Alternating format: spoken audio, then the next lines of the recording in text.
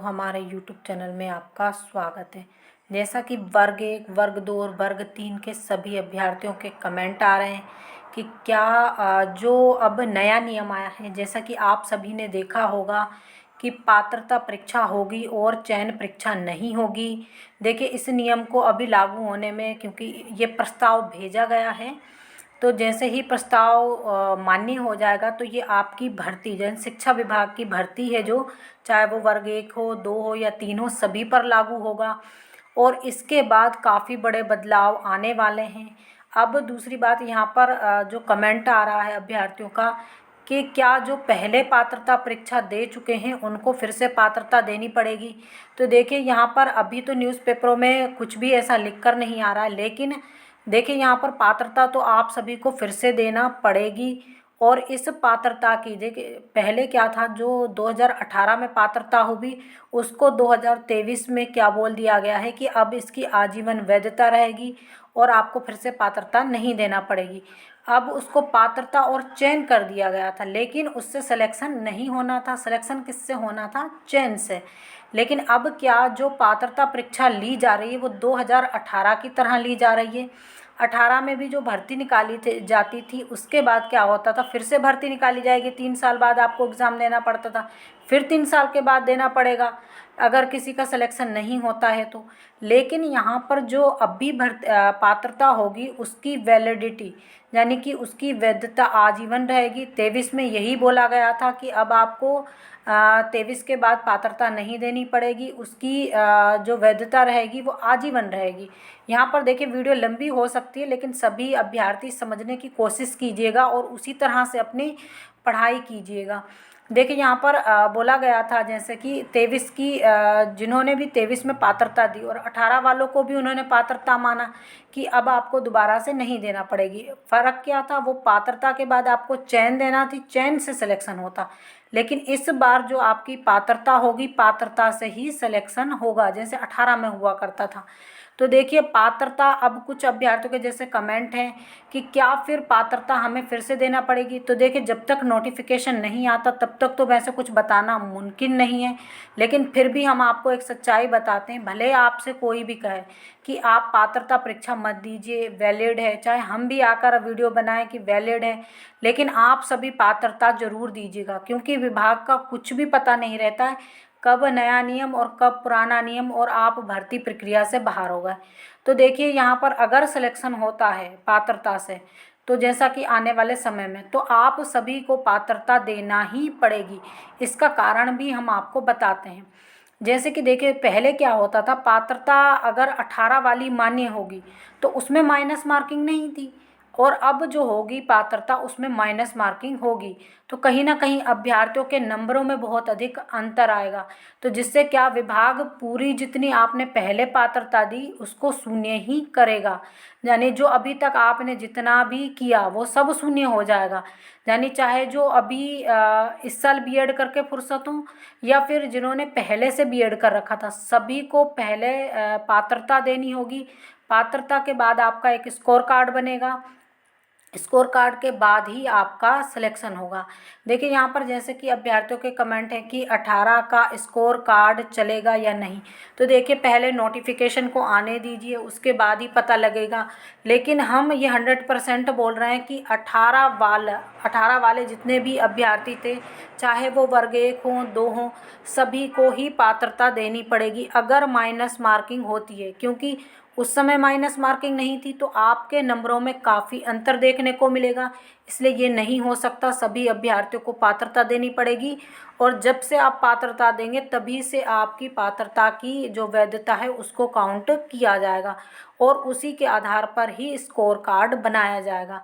अब दूसरा सवाल ये उठता है कि क्या सभी को, जो पहले से पात्रता परीक्षा पास हैं, क्या उनको भी पात्रता देनी पड़ेगी। तो देखिए, ये 100 नहीं 200% है कि जिन्होंने, देखिए 18 की भर्ती ख़त्म हुई, उसको उन्होंने शून्य कर दिया। अब 23 में उन्होंने बोला कि 18 जो भर्ती थे, ये ऐसा नियम क्यों बनाया था कि 18 वाले कहीं मांग ना करें कि पद वृद्धि के साथ हमारी तीसरी काउंसलिंग की जाए। तो उन्होंने क्या, उनको उलझाने के लिए एक नियम बना दिया कि आपको फिर से पात्रता नहीं देना पड़ेगी। और वर्ग 1, 2, 3 तीनों के लिए 23 में फिर से पात्रता आयोजित की और पात्रता में बोल दिया कि आप लोगों को फिर से पात्रता नहीं देना पड़ेगी।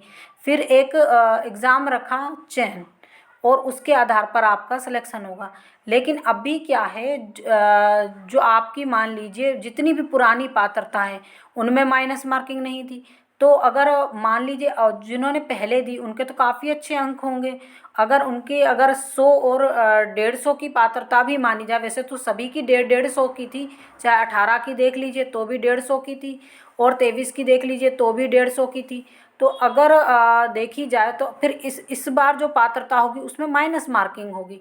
तो ये कहीं ना कहीं इस बार की जो पात्रता में अभ्यर्थी होंगे उनके अंक कम आएंगे और पहले वालों के ज़्यादा होंगे।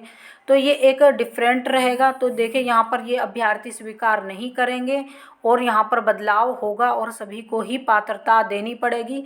और जिस समय से नोटिफिकेशन आएगा उसी समय से ये रूल्स लागू होगा कि आपकी पात्रता से स्कोर कार्ड बनेगा। अब देखिए यहाँ पर जिन्होंने टेड पास किया है उनके लिए जो है उनके लिए भी ये रहेगा। तो जी हाँ, सभी को देना पड़ेगी, चाहे जिन्होंने चयन पास किया या पात्रता पास की, तभी तो आपकी पात्रता से सेफ स्कोर बन सकेगा। दूसरी बात, इसके कुछ हानियाँ भी हैं और इसके कुछ फ़ायदे भी हैं। आप एक बार पात्रता देंगे, आपको कभी नहीं देना पड़ेगी। अगर आपके नंबर ख़राब आते हैं तो दोबारा दीजिए, अन्यथा आपको नहीं देना पड़ेगी। ये इसका लाभ है। लेकिन इसकी एक हानि भी है, वो हानियाँ भी हैं, वो भी हम आपके साथ शेयर करेंगे नेक्स्ट वीडियो में। लेकिन जितने भी वर्ग 1 हों, वर्ग 2 हों, वर्ग 3 के अभ्यर्थी, अभी ये मानकर चलिए कि आप सभी को ही पात्रता देनी पड़ेगी। मानकर नहीं चलिए, 100 में से 100 हम बोल रहे हैं कि अभी जिस दिन से नोटिफिकेशन आएगा उसी दिन से पात्रता को मेंशन किया जाएगा। बाकी देखिए आप सभी पे निर्भर करता है। और दूसरी बात, अब माइनस मार्किंग भी कर दी गई है। तो अगर माइनस मार्किंग नहीं होती तो हो सकता है पुराना स्कोर कार्ड वैलिड माना जाए। और दूसरी बात, अभ्यर्थी इस पर ऑब्जेक्शन ना उठाएं, क्योंकि अभी क्या है, माइनस मार्किंग होती है और पहले माइनस मार्किंग नहीं होती तो नंबर बहुत ज़्यादा कट जाएंगे और अभ्यर्थियों का अब की बार स्कोर जो है वो नीचे रहेगा और पिछले वाले अभ्यर्थियों का ऊपर रहेगा। तो ये काफ़ी अंतर आने वाला है। इस बदलाव को अगर जो ईएसबी हैं या डीपीआई लागू भी कर दें तो अभ्यर्थी लागू नहीं होने देंगे, तुरंत हाई कोर्ट में याचिका लगाएंगे और फिर वो भर्ती में टालाटोली हो जाएगी। तो नियम इसी प्रकार से बनाए जाएंगे कि सभी को ही पात्रता देनी पड़ेगी। अब यहाँ पर एक सवाल और भी आ रहा है, तो ये केवल किसी एक वर्ग में नहीं होगा, ये सभी वर्गों में होगा, माइनस मार्किंग होगी। साथ में आपके सिलेबस में भी काफ़ी बड़ा बदलाव देखने को मिलेगा। देखिए पात्रता का सिलेबस सभी ने देखा होगा, बिल्कुल डिफरेंट है। अगर मेरे विषय हिंदी की बात की जाए तो देखिए आप हिंदी में देखिए उसमें कोई भी कहानी एकांकी एक पर्पस तरीके से नहीं लगी हुई है। जबकि अगर चयन में देखा जाए तो आपको प्रेमचंद ये वाली कहानी पढ़ना है। अगर आप उसमें देखेंगे कि जैसे जयशंकर प्रसाद है उनकी ये वाली कहानी पढ़ना है, या जैसे प्रेमचंद गबन आपको पढ़ना है। तो इस प्रकार से सिलेबस लगा है। चयन और पात्रता परीक्षा के सिलेबस में काफ़ी अंतर है। तो देखिए एक बीच के रास्ते को अपनाया जाएगा जिसमें दोनों प्रकार का सिलेबस होगा। सिलेबस पर भी हम आपको एक वीडियो बना देंगे कि आपको अब किस तरह से अपनी पढ़ाई करना होगी। क्योंकि देखिए अभी तक तो अभ्यर्थी इस हिसाब से पढ़ाई कर रहे थे, जो पात्रता वाले थे वो पात्रता के हिसाब से पढ़ाई कर रहे थे पुराने सिलेबस के अनुसार, और चयन वाले थे वो चयन के अनुसार कर रहे थे। लेकिन अब चूंकि बदलाव हो गया है तो पात्रता और चयन के सिलेबस में काफ़ी अंतर है। तो सिलेबस बीच के रास्ते का ही निकलेगा, आप मानकर चलिए। सिलेबस में भी काफ़ी अंतर होगा और आप देखेंगे जो चयन का एग्ज़ाम है वो 100 नंबर का है, जबकि पात्रता का एग्ज़ाम 150 नंबर का है। तो उसमें देखिए चयन में जैसे पेडागोजी वगैरह है, बाल मनोविज्ञान है, ये सब चीज़ें नहीं हैं। और जबकि आप इसमें देखेंगे पात्रता में ये चीज़ें मेंशन की गई हैं। तो कहीं ना कहीं काफ़ी बदलाव होने वाला है और इस बदलाव को के साथ आप सभी को परीक्षा देनी ही पड़ेगी, क्योंकि अभी से ही पात्रता मान्य होगी। पुरानी पात्रताओं को शून्य किया जाएगा, आप मानकर चलिए। और उसी हिसाब से पढ़ाई कीजिए, जो सिलेबस दोनों में है उसको पढ़िए सबसे पहले। तो इसी प्रकार की जानकारी के लिए हमारे साथ जुड़े रहिए। जो लोग हमारे चैनल पर पहली बार विजिट कर रहे हैं, प्लीज़ चैनल को भी सब्सक्राइब कर लीजिए। और दूसरी बात, जो अभ्यर्थी जिनको कुछ भी दिक्कत जा रही है सिलेबस में या कुछ भी, और सिलेबस देके दोनों का जो कंबाइंड हो वो उसकी पढ़ाई कीजिए। और जो दोनों में हो, जैसे कि अब मैं कैसे बताऊँ, जैसे साइंस हो गया, साइंस में क्या है, जैसे आप देखेंगे प्रकाश संश्लेषण, फोटोसिंथेटिक, और जैसे कि आप अणुबंध और ऊर्जाबंध और आयनन, परमाणु, अणु, ये सब चीज़ें सेम रहती हैं कहीं ना कहीं। जैसे कि आप देखेंगे फिर जैसे कि विटामिन, प्रोटीन, ये चीज़ें तो दोनों में ही सिलेबस में सेम रहती हैं। तो इन चीज़ों को पढ़कर आप कर सकते हैं। और जैसे हिंदी में है, हिंदी में तो देखिए आप ये देखेंगे कि काल काल हो गए, वो भी सेम रहते हैं।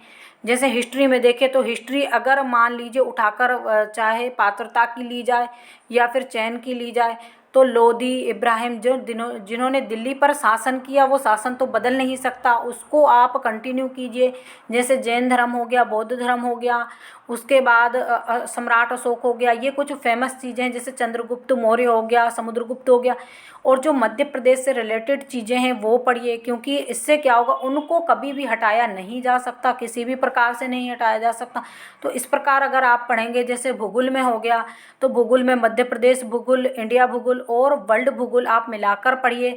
जैसे कि दिशाएं दिशाएं हो गई, मौसम हो गया, वर्षा हो गई, किस क्षेत्र में ज़्यादा वर्षा होती है, किस में कम, ये सब चीज़ें अगर आप पढ़ेंगे तो आपको सिलेबस क्या होगा, काफ़ी हद तक 50% से ऊपर का सिलेबस कंप्लीट हो जाएगा।